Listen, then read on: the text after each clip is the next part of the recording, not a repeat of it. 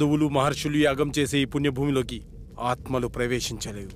అంతేకాదు ఈ మహాయాగంలో మనకు సహాయం చేయడానికి ఆ కైలాసనాథుని పరమ భక్తుడైన సిద్ధ సాధువు ఒకరు మనతో ఉన్నారు.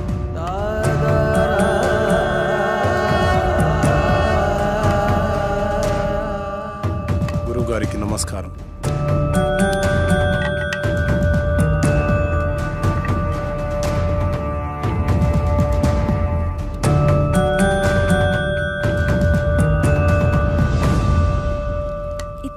ఇంతకుముందు ఎక్కడో చూసినట్టు అనిపిస్తుంది. డాక్టర్ మనకు చూపించిన వీడియోలో యాగం చేసింది అతనే. ఇదే మీ చివరి యాగం, అంతర్గ్రహ యానం. ఏకాగ్రతతో మనసుపైనే దృష్టి ఉంచండి. ఈ యాగంలో ఆత్మ తన శరీరాన్ని విడిచి ఆత్మలు సంచరించే లోకానికి వెళ్తుంది. వాటికంటూ ప్రత్యేకమైన లోకం ఉంటుందా? ఉంటుంది అనడానికి చిన్న ఉదాహరణ చెబుతాను. ఒక చోట ఒక శవం ఉంది అనుకోండి. పక్కనే ఒక వ్యక్తి గాఢ నిద్రలో ఉన్నాడు. ఆ పక్కనే కోమాలో ఉన్న మరో వ్యక్తి పడి ఉన్నాడు.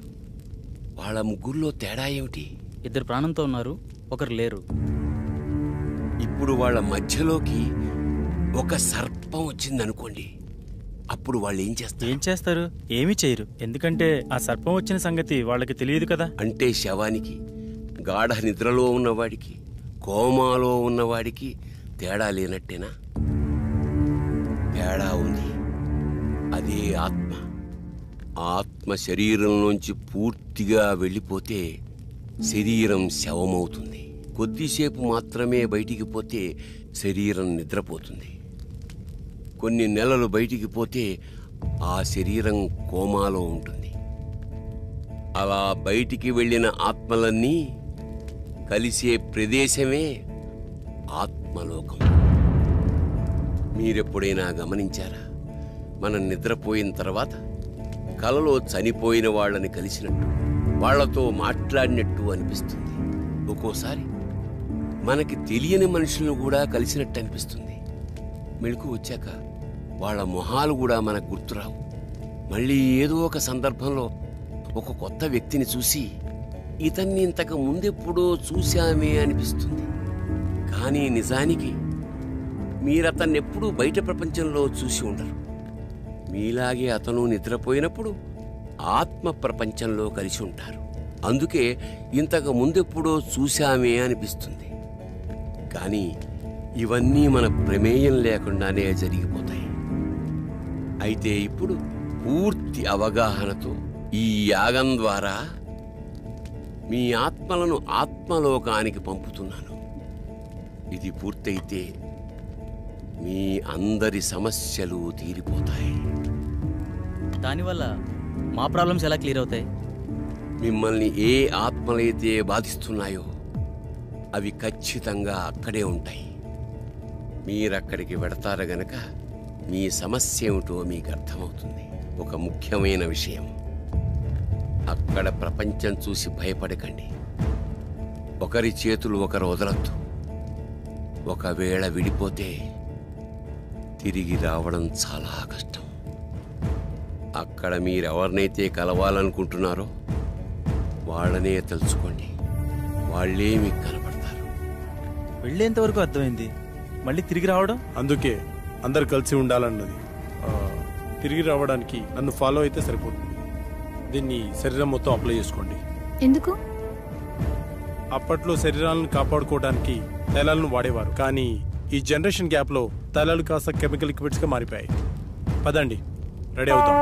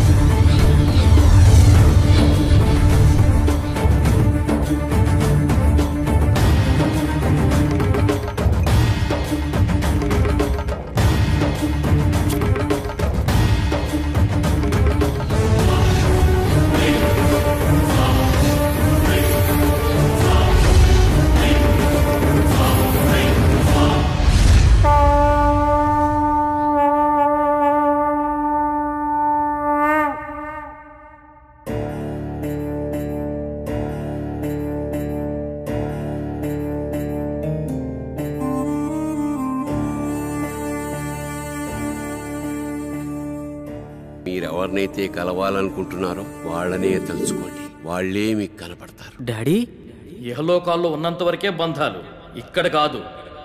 మీరు ఇక్కడికి వచ్చి చాలా పెద్ద తప్పు చేశారు, విధిని ధిక్కరించారు. లేదు డాడీ, మేము కరెక్టే చేసాం.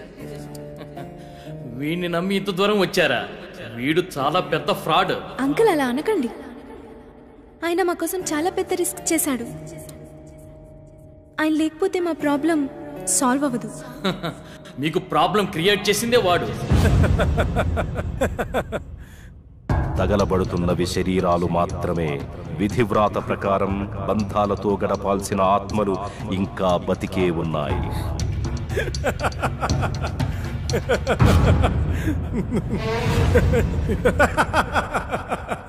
మీ అందరికీ ప్రాబ్లం క్రియేట్ చేసింది నేనే. మీరు ఇక్కడికి వచ్చేలా ప్లాన్ చేసింది కూడా నేనే. మీకు ఇంకో విషయం చెప్పనా? మీరు ఇక్కడికి ఎలా రావాలో ఒక్కటే చెప్పాను, కానీ తిరిగి వెళ్ళడం మాత్రం చెప్పలేదు. మీరు ఇక్కడే ఉండి రెస్ట్ తీసుకోండి.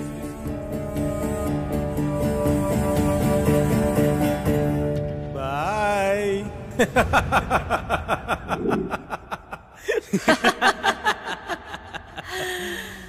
1 2 3.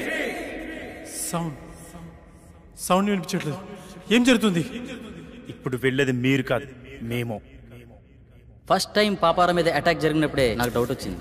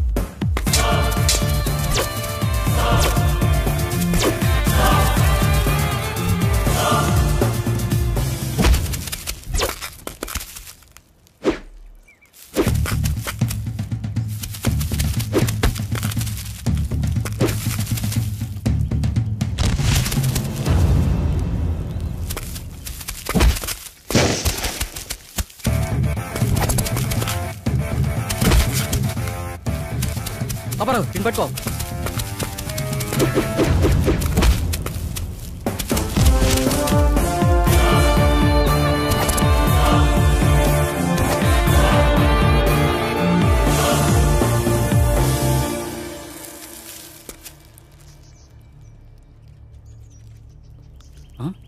వీళ్ళని పంపించింది శాస్త్ర. అసలు శాస్త్రి ఎందుకు నన్ను చంపాలనుకుంటున్నాడు? అదే నేను తెలుసుకోవాలనుకుంటున్నాను. హే, మా ఇంటి వైపు ఎవరు వెళ్తున్నారు.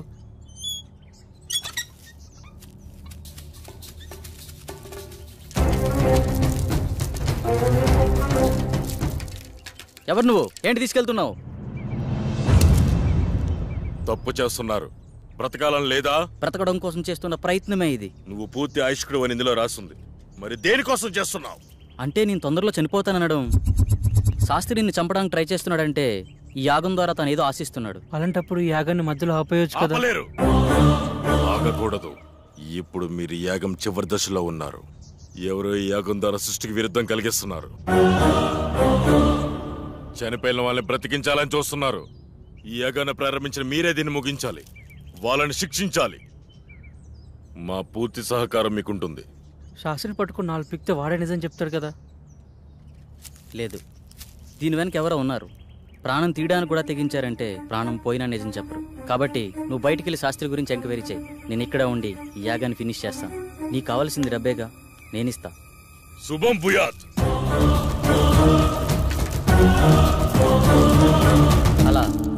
పాపారావు బయటికెళ్ళి చేసిన ఇన్వెస్టిగేషన్లో నీకు శాస్త్రికి సంబంధం ఉన్న విషయం తెలిసింది. అదే సమయంలో శాస్త్రిని ఉపయోగించి నా కళ్ళను క్రియేట్ చేశావు. సాఫ్ట్వేర్ వాళ్ళకి ఇయర్లీ ఇచ్చే కౌన్సిలింగ్ ద్వారా వాళ్ళకి ప్రాబ్లం క్రియేట్ చేశావు.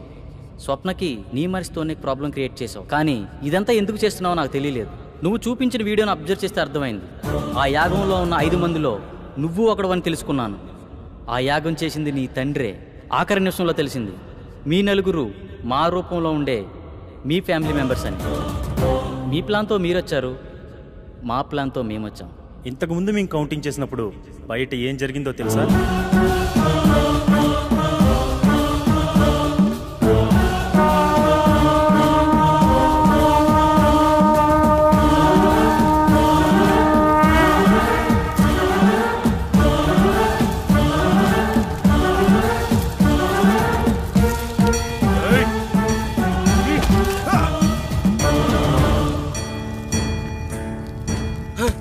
ఏమిటి అన్యాయం? ఏంటి ఏం చేస్తున్నారు మీరు? ఎవరు మీరు? వద్దు వద్దు వద్దు వద్దు.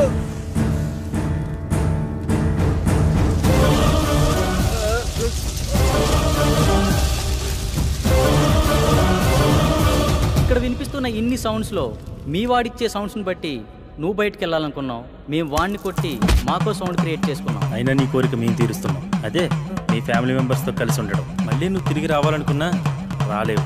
ఎందుకంటే అక్కడ నీ బాడీ తగలాడిపోతుంది. నీ ఫ్యామిలీతో ఇక్కడే హ్యాపీగా పండగ చేసుకో. బాయ్.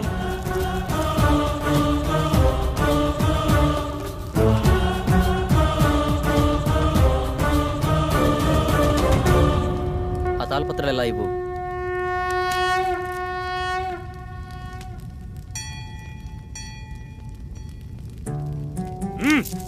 ఎందుకు ఇలా చేస్తున్నావు? మళ్ళీ ఇలాంటి పనులు ఎవరు